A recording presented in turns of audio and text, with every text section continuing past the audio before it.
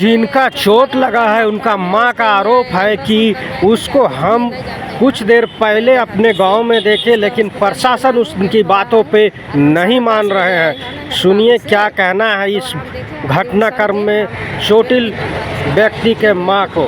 के चोट लगा हुआ है माथा में, उसका यहाँ अल्ट्रासाउंड करवाए के चाहे कुछ भी नहीं जानते हैं हम, मैंने देहाती से उसका हॉस्पिटल लेना है, लेट हो रहा है। और हम 10:30 बजे आए हैं ना हेठ बालू से, तो हम देखे हादी हुसैन के, हम हेलमेट पिंधल और उसका गाड़ी हम चिन रहे थे दूर से, तो भाग रहा था उन्हें कुसुम चौरा उन्हें का नादुदने, हाँ गाड़ी से 2 चकिया से। कब भागत रहे? मैंने 10 बजे लगभग। 10 बजे? हाँ हाँ। और हुआ फोर्स रहती नहीं। हाँ। तो 9 बजे उमन 2 टेम्पू गए और उमन चल आल थी, तो सेकर बादे उन्हें से गए देख ली। फोर्स फिर गया है? नहीं तो नहीं है फोर्स, रात हम नहीं देखे। दूसरा फोर्स गया नहीं गया है, तो हम 10:30 बजे आए हैं। तो आपका कहना है कि कहीं ना कहीं पुलिस जो है वो ढीला पड़ी हुई है। हाँ, और गिरफ्तारी जो है वो नहीं कर पा रही है सही से। तो नहीं, हम पूरा देखे, अपना गांव है बस्ती, हम नहीं देखेंगे? पूरा बस्ती हम देख के आए हैं, तो नहीं है। हम तो 10:30 बजे आए हैं और निकल के उधर भाग रहा है। अपना परिचय बता दीजिए। हेड बालू और रवि पहान बेटा में माथा में चोट है, उसको यहाँ करना है सीडीएसन चाहे कुछ भी हॉस्पिटल लेना है। ठड़ुआ नहीं पा रहा है, बहुत ज्यादा ब्लड गिर गया है। वो सब करने के लिए कोई सहयोग दिया है? कहाँ कोई सहयोग दिया है अभी तक? हमको लेना हॉस्पिटल नहीं सहयोग वो थाना वाला तो बोल दिया कि करवा लीजिए कहीं के, तो समय नहीं मिल रहा है। हम यहाँ तो कोई ले जाएंगे, गार्जियन तो यहाँ है। हम जो कहना था मैंने कह दिया, बार बार एक ही बातों को नहीं दोहराऊंगा, ठीक है ना? जो कहना था मैंने कह दिया। अजय जी हैं और जो जितने ग्रामीण हैं, बार बार एक ही बात को दोहराना अच्छी बात नहीं है। सर अभी भी आरोपी मैंने कह दिया कि बार बात, ये आपका आरोप है ना, हम पे आरोप है ना, तो हम इस आरोप का खंडन करते हैं। हम जगह जगह छापेमारी करें, हम गोपनीय चीजें अनुसंधान की चीजें कैसे बता सकते हैं आपको, ठीक है ना? गंभीर चोट लगी है दादा, कैसे हुआ था घटना? हम थे बैठल, जी अभी नाच रहा है ना सब लेडीज़ लोग, लड़का लोग, तो हम सोचे भाई हम नाचेंगे, अपने विकलांग हैं, तो हम बैठल हैं। जब वही अथी लड़ी टूटा ना, वही टाइम वही घर से निकला एकदम मार सबको शुरू। अब हम लोग थोड़े सोचे थे कि यहाँ लड़ाई होगा, सो हम लोग तो अपना खाली हाथ में गए हैं। अब लाठी डंडा से बस सर तीर-तलवार करने लगे। कहीं ना कहीं पहले से मन बना लिया था उन लोग? हाँ, वही झंडुआ गाड़ने है कि दिन मन बनाया था। तो फिर आपको चोट लगा तो कोई सहयोग किया प्रशासन या कोई समाज के लोग? प्रशासन तो वहाँ पहुँचा, लेकिन सर प्रशासन तो क्या किया नहीं किया वो कुछ नहीं पता। तो क्या मांग करते हैं प्रशासन से? काम मांग करेंगे, जो लोग अपराधी है उन लोग को पकड़े, जेल होना चाहिए। क्या वो सब गांव का ही था कि बाहर का भी था? बाहर का भी था, मानो वही अस्ती बस्ती का अपना गुट कर लिया था। अच्छा, मतलब कहीं ना कहीं मन बना लिया था कि झगड़ा करना है। हाँ, अपना बस्ती से लेकर के और लोग को भी इकट्ठा किया था लाके? हाँ, इकट्ठा किया था। तो माथा में चोट लगा है? हाँ, 1-2 को लगा है। और कितने लोग को चोट लगा? 5-6 हाँ, 4। जनता और भुक्तभोगी लगातार ये आरोप लगाते रहे, लेकिन पुलिस का जो डीएसपी है वो कहीं ना कहीं सारी बातों को खंडन करते रहे, खारिज करते रहे।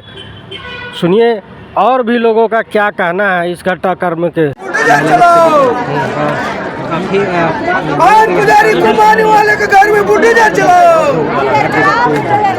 देख सकते हैं कि महिलाएं भी काफी संख्या में यहाँ पर घुमाने वाले घर में बुढ़ी जा चलो। पुजारी घुमाने वाले घर में बुढ़ी जा चलो।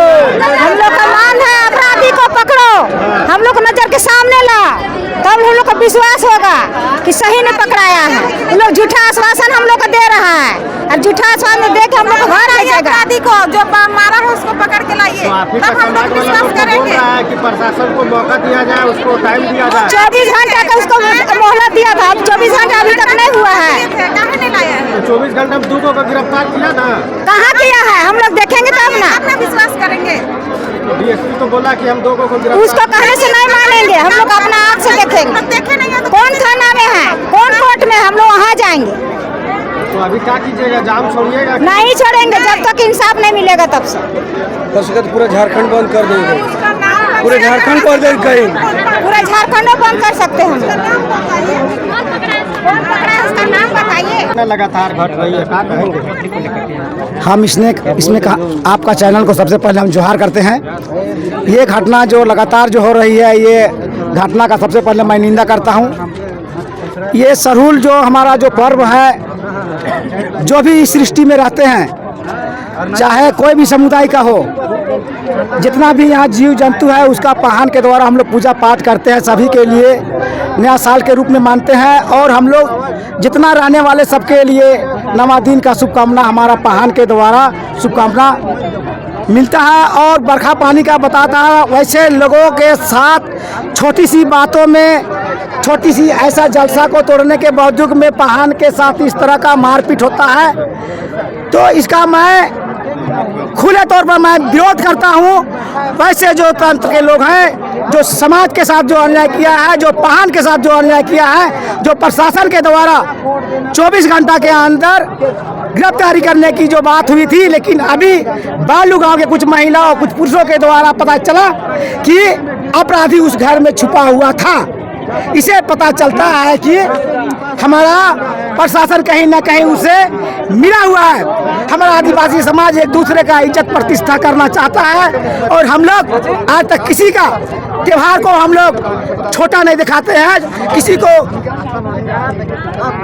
को नीचापन नहीं दिखाते हैं। हम लोग सभी का आदर सम्मान करना जानते हैं, और हम स्वतंत्र रूप से अपना त्योहार को मनाते हैं। और हम अपने पाहन के द्वारा हम सभी जीव जंतुओं के लिए यहाँ जितने भी रहते हैं उनका पूजा पाठ करते हैं। और इस तरह पाहन के साथ अगर मारपीट हुआ है, पाहन के बेटा के साथ मारपीट हुआ है, वहाँ पर झंडा फेंका गया है, महिलाओं को छेड़ा गया है, ये समाज के लिए बहुत ही न्याय। हम जिला प्रशासन से मांग करना चाहते हैं कि जितने भी दोषी हैं उनको अविलंब गिरफ्तार करें, अन्यथा हम लोग मांग करते हैं जिला प्रशासन से, अगर उन लोग का गिरफ्तारी नहीं हुआ तो पूरे झारखंड में हम लोग चक्का जाम का घोषणा करते हैं। अगर वो 10 दिन के अंदर अगर गिरफ्तारी नहीं करता है तो हम लोग पूरे झारखंड में चक्का जाम का आह्वान करते हैं। मैं महाराजा माधवराव मुंडा सुशासन व्यवस्था प्रयास समिति के महामंत्री साध अनुराव जी। जय श्री जाम हटाइएगा, जाम को क्या करता है? हम लोग जाम कब तक रहेगा? हम लोग को जाम अभी नहीं खुलेगा, क्योंकि हम लोग को आश्वासन दे, लिखित दे कि हम इतना दिन के अंदर, इतना टाइम के अंदर हम गिरफ्तारी करेंगे। चाहे उस घर का परिवार को ले ले तो निश्चित प्रशासन चाहेगी तो परिवार को, मुस्लिम को 24 घंटा 12 घंटा में गिरफ्तारी कर सकता है।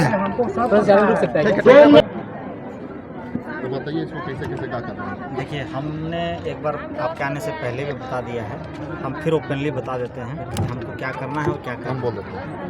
हमारे में डीएसपी साहब है, ये भी अपना बात को रखेंगे कि अभी तक ये क्या किए हैं और आगे क्या करना चाहते हैं। तो हम चाहते हैं कि डीएसपी साहब अमर कुमार पांडे जी हैं, अपनी बातों को रखेंगे। सबसे पहले तो जो वहाँ पे घटना हुई है, हेडलॉक ले लेंगे, वो दुखद घटना है और सभ्य समाज में ऐसी घटना स्वीकार्य नहीं होती है। तो जब घटना घटी उसके बाद से जो है हम लोग लगातार निगरानी बनाए हुए हैं, और जो पीड़ित पक्ष हैं उनके द्वारा जिनके घर के परिजन जख्मी हुए हैं उनके द्वारा जो नामजद लोगों को आरोपी बनाते हुए आवेदन दिया गया थाने में, उस पर प्राथमिकी दर्ज कर ली गई है सुसंगत धाराओं के तहत। जो आरोप लगाए हैं जिनमें कि धार्मिक भावना को ठेस पहुंचाने का, छेड़खानी का या जाति सूचक शब्द से संबोधन करके अपमानित करने का, ये सभी धाराएं जो सुसंगत धाराएं हैं वो लगाई गई है, प्राथमिकी दर्ज की गई है।